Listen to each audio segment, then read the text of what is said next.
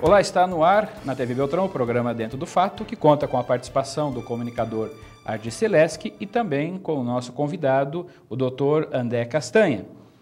E juntos nós iremos debater sobre a educação no Brasil, no seu contexto geral, ou seja, na sua história. Tendo em vista que o nosso convidado já vem estudando a educação há muitos anos e agora apresentou em 2007 uma tese de pós-mestrado, aprovado e ganhou um prêmio oferecido pela Coordenação de Aperfeiçoamento Pessoal de Nível Superior, é um órgão do Ministério do Trabalho, uma bolsa por um dos melhores trabalhos apresentado como tese na educação.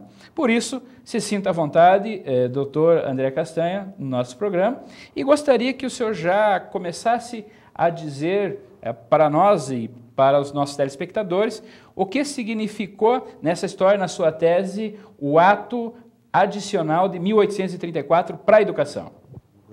Então, minha saudação aos telespectadores. É um prazer estar aqui debatendo a história da educação brasileira, né? E eu tenho estudado, de fato, a história da educação brasileira já há vários anos. E nessa pesquisa que eu fiz para a conclusão do doutorado, chamada de o Ato Adicional de 1834, a Instrução Elementar no Império. O ato adicional, na verdade, ele foi uma emenda à Constituição de 1824. Né?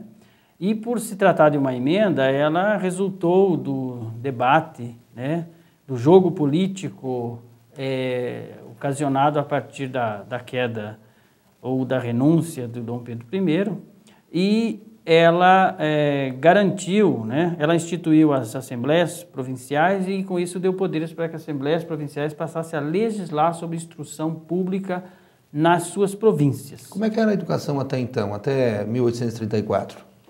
Antes de 1834, todo o processo da educação, seja para criar uma escolinha lá numa vilinha no interior de Goiás, Mato Grosso, ou de São Paulo, aqui no caso, no Paraná, vamos dizer assim, uma escolinha em Castro, que já fazia parte da província de São Paulo, né, que é uma vilinha do Paraná, era necessário que uma emenda, se fosse aprovada na Câmara dos Deputados e tivesse a sanção do imperador ou do seu ministro, para que essa escolinha pudesse começar a funcionar. Ou seja, havia uma centralização, tudo dependia do poder central.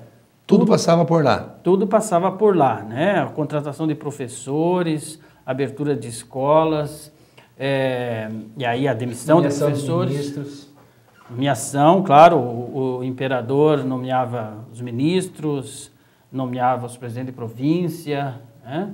Todos os professores até então eram vinculados exatamente a esse poder central.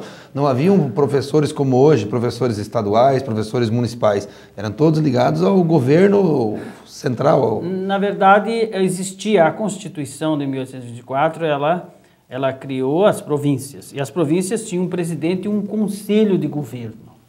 E esse conselho de governo, então esse conselho de governo junto com o presidente, eles já podiam criar escolinhas, podiam contratar professores, mas isso só se efetivava depois que passasse pela Assembleia ou pela Câmara dos Deputados e pela sanção do imperador. Então, em uma última instância, e aí eu encontrei vários documentos em que vários presidentes foram chamados a atenção, puxados a orelha, porque eles fizeram algumas coisas que extrapolavam o seu poder. Agora, professor André, me conta uma coisa. Que tipo de educação nós estamos falando? Era uma educação, alfabetização, me parece, né, naquela época. Até que nível de ensino, de instrução se tinha até 1834? Na verdade, é isso mesmo. É o ler, escrever e contar, né, que era uma expressão muito usada, as operações matemáticas. E a outra grande questão que é o ensino religioso, né? Que eram os jesuítas, né?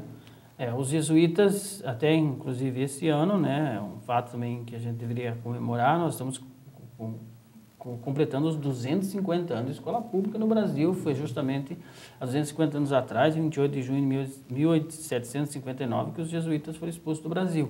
Mas todo o seu legado, ele permaneceu ainda, mas a questão religiosa, né, que fazia parte, e era uma das questões centrais, né, no currículo, e é uma das questões que eu trabalho muito bem aí, tentando mostrar isso, né? ela esteve presente até o final do Império, ela esteve presente posteriormente, ela ainda está presente, né? No Império ela teve características muito mais fortes, porque a Igreja Católica, ou seja, porque o catolicismo era a religião oficial do Império. E, portanto, a educação, tanto sob o controle do governo central ou das províncias, ela era uma educação que tinha um cunho religioso muito forte, né? Em 1834, com esse ato adicional que descentralizou isso, mudou alguma coisa? Houve algum avanço? Houve, digamos assim, alguma estruturação nas escolas, nos colégios, diferente do que já tinha?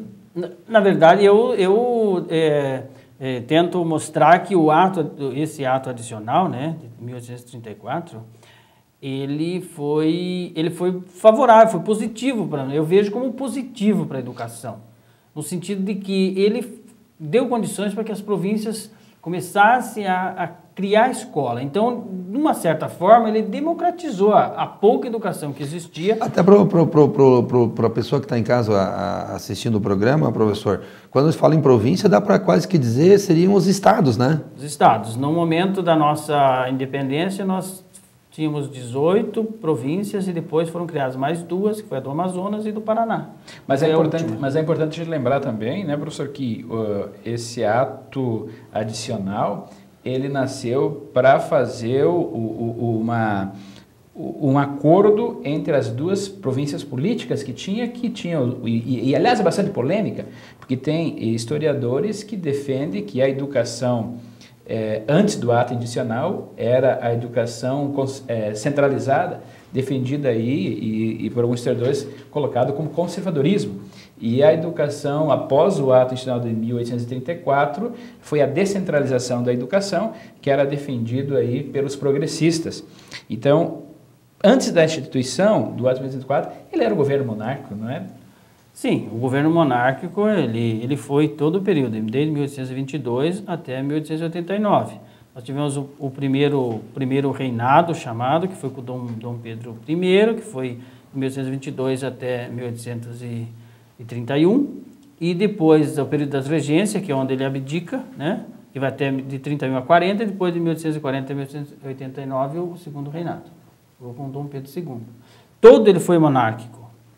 E, de certa forma, todo ele foi centralizado, mas o ato adicional ele permitiu que as províncias investissem em instrução pública.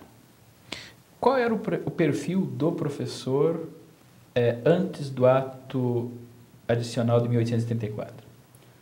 Na verdade, não há uma mudança significativa do perfil do professor durante todo o Império. Ele vai permanecer, não vai ter uma diferença. Depois nós podemos até falar um pouquinho mais da questão do professor, né? Mas o professor, o principal perfil dele, um sujeito moral, íntegro. Esse era o grande perfil do professor. Mas ganhava salário baixo. Ganhava salário baixo e bem baixo e recebia a cada 3, 4 meses, talvez um ano sem receber, ou recebia uma vez por ano. Era bem diferente de hoje. E o poder educacional não tinha uma gestão pedagógica antes do ato institucional? Não, ainda não tínhamos não. Depois do ato é que aí começou a se organizar nas províncias e aí então passa a ter uma organização um pouco mais eficiente. Terminamos assim o nosso primeiro bloco e voltamos logo em seguida.